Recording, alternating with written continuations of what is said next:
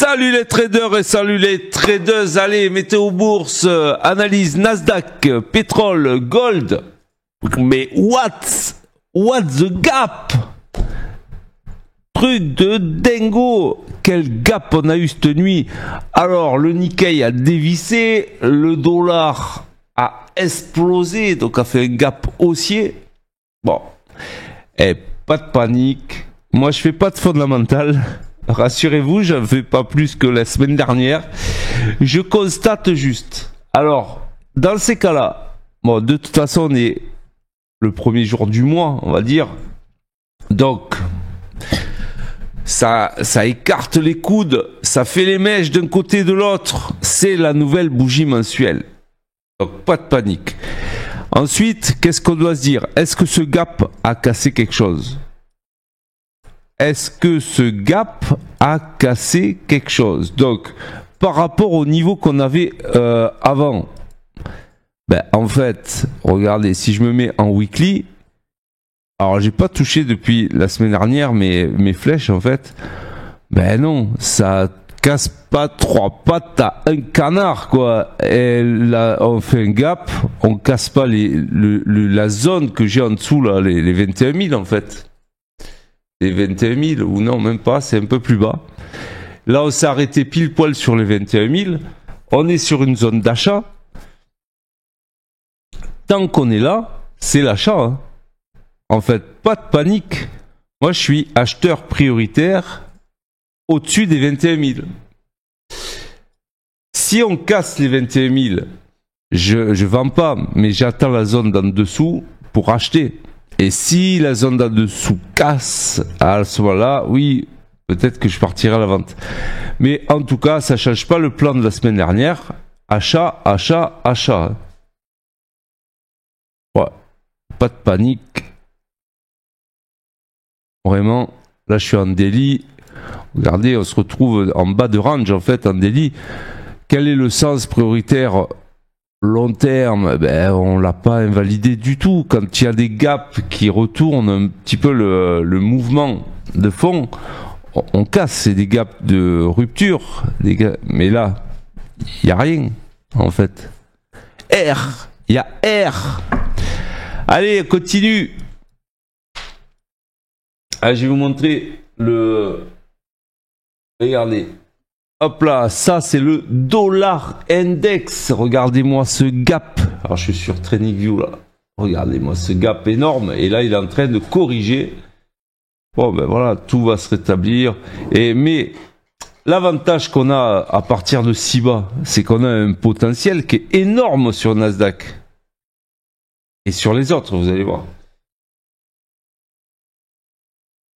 Donc, bon, on va attendre quand même 2-3 confirmations. Moi, j'ai pas attendu, j'ai acheté déjà. Je suis déjà à l'achat.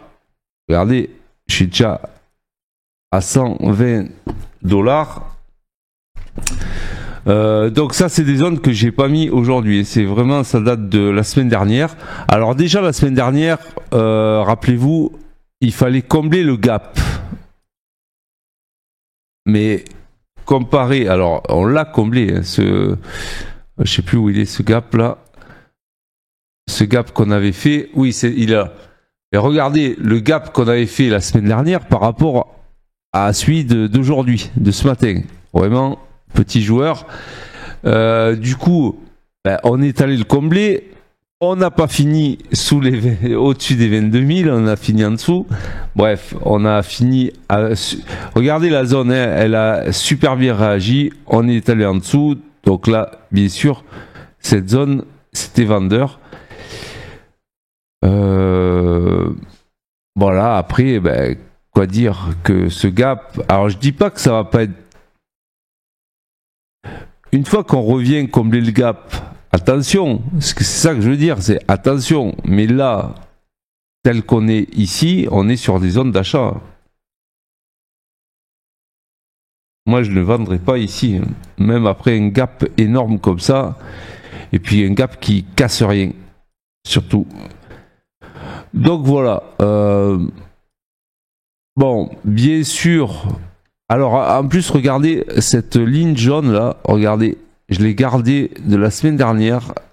c'était une vieille oblique qui vient du 17 décembre, sur lequel on a fait un premier pullback, et là, bim, un deuxième pullback sur cette oblique. Bon, voilà, il m'en faut pas moins pour acheter. On est pas mal. Donc, c'est sûr qu'on est pas mal, parce que là, on est sur les 21 000, et que le haut du gap, il est sur les 21 560. C'est un truc de dingue. C'est un truc de dingo. Voilà. Et moi, je veux qu'on comble le gap aujourd'hui. Hein. Donc, c'est les trades comme j'aime. On clique sur buy et puis on laisse courir. Voilà. Ça, c'est du comme j'aime.fr. Allez, on va aller sur le gold. Vous allez voir que c'est pareil. J'ai acheté aussi le gold. J'ai acheté le gold. Regardez, je vous montre. Tac. Le gold, je l'ai acheté à 28,16. 28,16. Et c'est pareil. Le haut du gap, il est à 28,58. 28,58. Alors par contre, je crois que j'ai pas le bon contrat. Je vais changer. Non, j'ai le bon contrat. Non, c'est bon. Ok, le gold, donc c'est le contrat 0,425 hein, pour ceux. Donc on va regarder en weekly. En weekly, ok, on a tapé la dernière zone haussière, donc la zone haute, pas haussière. Le dernier plus haut, quoi, en weekly. Donc il était à 28,62 et donc on a eu une réaction. Voilà, comment dire, la tendance, elle est toujours tellement haussière. Bon, ok. Et du coup, on se dit oui, ça peut corriger. Oui, d'accord, mais souvent, quand on tape une fois un niveau, les derniers plus hauts, souvent on les reteste. Donc c'est ce qu'ils ont fait d'ailleurs, hein. Ils les ont retestés un petit peu là, regardez, en 4 heures. Mais bon, là on est sur une dynamique qui est très haussière et moi je pense que à partir de là, il peut y avoir un rattrapage de cette grosse bougie là, 4 heures. Donc j'ai acheté le gold, on verra bien.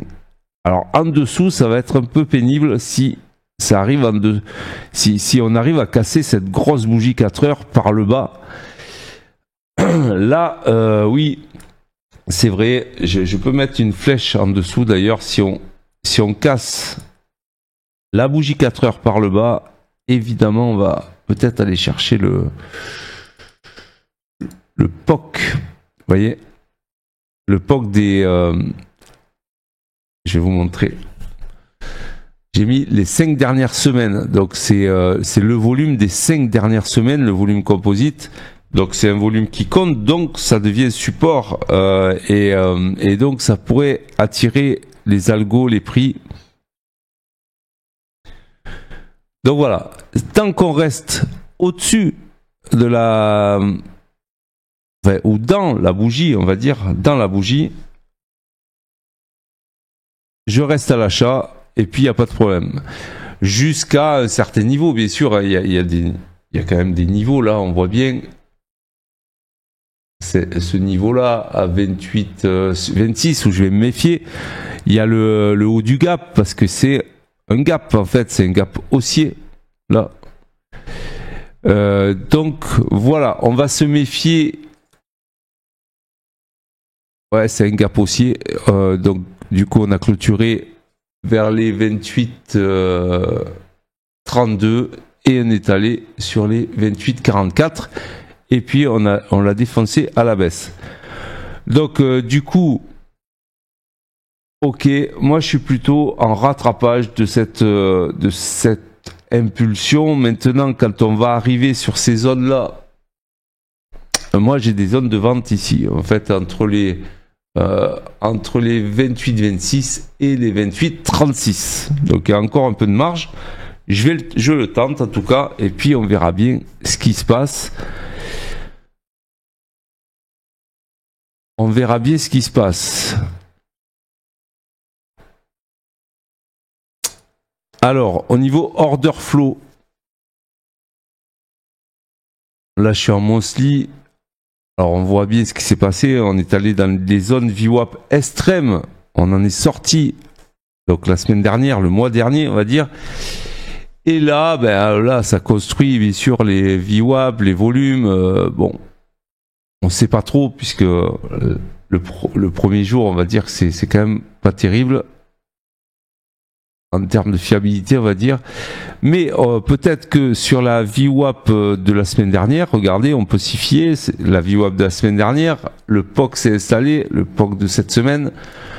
Bon, voilà. Moi, je pense que oui, on pourrait aller... vous voyez, le profil, il est quand même pas épais. On pourrait balader là-dedans.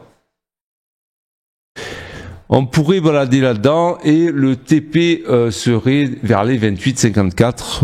Ça serait logique. Donc voilà, je garde mon idée. J'achète le gold, j'achète le Nasdaq. C'est priorité à l'achat pour ce matin. Priorité à l'achat. Puis voilà, je vois pas ce qui peut arriver. De toute façon, je suis déjà sécurisé. Voilà, il va falloir faire attention à la VWAP, bien sûr, de pouvoir la casser, la VWAP. On est sous les volumes, au-dessus des volumes. Non, moi je pense que je suis pas mal là. Je suis pas mal sur mon achat. Ok, allez, le pétrole. Petrolus. Ok. Et le pétrole, il me semble que j'avais vu un peu pareil. Alors. Non. C'est pas pareil. C'est pas pareil. Donc on a un gap haussier sur le pétrole. Mais regardez, le pétrole, sans parler de l'ouverture en fait d'aujourd'hui, en fait le pétrole, il est... Je vous en avais parlé, cette zone rouge où pour moi on était dans des zones vendeuses, donc du coup, ok, on a corrigé cette impulsion et là on arrive sur des zones acheteuses. On a clôturé la semaine dernière sur une zone acheteuse. Du coup, pour moi, en fait, l'idée c'est de retester les hauts, minimum, voire peut-être d'aller plus haut. Donc, la priorité est aussi à l'achat sur le pétrole. Donc en gros, priorité à l'achat. Regardez-moi, voilà, ça c'est vraiment ce qu'on aime en 4 heures. On a le départ, donc du coup on a une belle oblique cassée. Regardez comme ça descendait en correction. C'était une correction weekly. On a trouvé des zones, et bim, bim, et là, achat prioritaire tant que ça ne revient pas sous les 73. Voilà, achat, bim. Ok, voilà, bon c'est terminé. Bon ben le titre, je sais quoi marquer, c'est priorité à l'achat. Et ça, j'achète. Bon allez, je vous laisse, je vous dis à demain. À demain, priorité à l'achat. Regardez-moi ça.